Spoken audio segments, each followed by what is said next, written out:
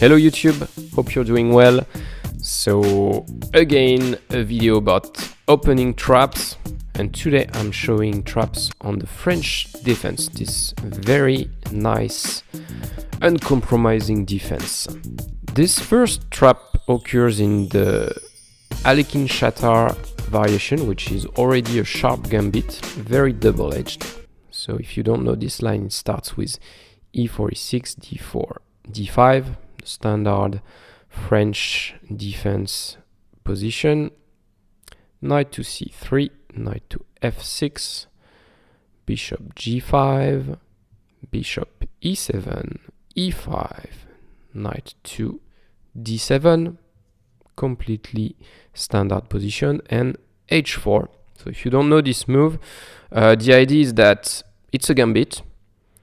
So after the massive exchange on g5, so black is one pawn up, but with white you have a very easy development. You have the open file for your rook.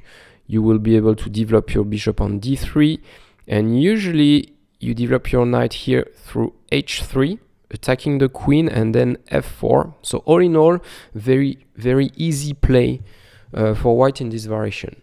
Does it compensate the full pawn? Maybe not, but it's very nice usually to play this line. But black is not forced to take on g5 and jump into white's preparation. Black can just ignore this gambit and play castle short, for instance. White develops with bishop d3, and then very logical move, counterattack in the center. In this case, it's really what you usually have to play in such position. Knight to h3, c takes d4. You can see already white trying to attack on the king side and black counterattacking in the center. It's very sharp. And this move, c takes d4, as logical as it may look, is a mistake. So what do you play with white?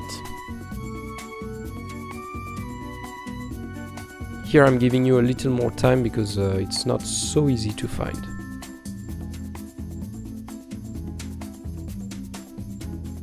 And the winning line starts with bishop takes e7. And I guess you've already seen some lines starting with bishop takes h7, check, and so on and so on. It's very standard in the French defense. And actually, you will see it happens later in this line. But you have to start with a very quiet move. Bishop takes e7, queen takes e7, before starting the attack with the sacrifice and everything, and the fireworks. Bishop takes h7, so now you can play this. King takes h7, queen to h5. So after king to h8 here, queen to h5 is also very strong, but here I'm just looking at king takes h7, and then it's very quick. Queen to h5 check, king to g8, knight to g5, and there is no way black can avoid being checkmated. So it's already lost for black at move 12. Interesting. So the mistake was just to capture on d4. It shows how tricky these lines can be really in the French defense. So very instructive game, and you see the standard sacrifice, bishop takes h7, which had to be prepared by bishop takes e7 here. Another trap, this time it's in the more positional Rubinstein variation of the French. And what is this Rubinstein variation? Well, it appears here, d takes e4.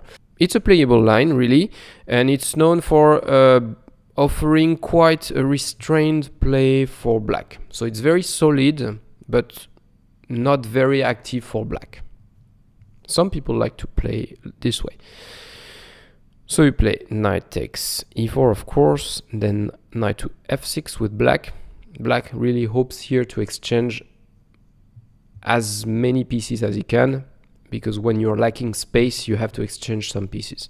Now, you can set a first trap with bishop d3, because if black captures on d4, then you have a discovered check here, bishop to b5, and you capture the queen on b4. So that's the first trap, but that's not the one I want to show you. It occurs later in this line. Bishop e7, very solid. Knight to f3, castling short, and queen to e2. Really, the reason behind queen to e2 is to set a trap, but this move is also somewhat useful if black does not fall into the trap. So it's a really playable move by itself. And you can see the problem if black tries to activate this bishop, because in the French defense, black's problem is the development of the c8 bishop. So if in this position black tries to develop the bishop on the b7 square, it's a really bad idea, because you have something now to play with white. Try to find the winning line here.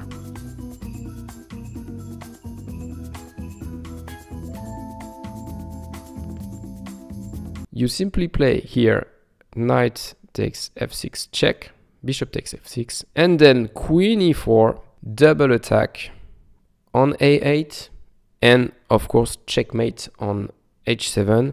So it means that black has to parry the checkmate threat with, for instance, g6, and then on the next move you capture the rook on a8.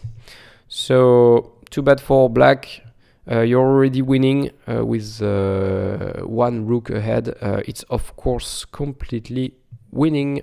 Thanks for watching. I hope you enjoyed seeing this video, and maybe you will find the opportunity to play these traps in your game. Even if black does not fall into the trap, you'll have a decent position to continue your game. So don't hesitate to play these lines, and I hope to see you next time. I think I will present you a few traps on the Philidor defense, so stay tuned and see you next time. Bye bye.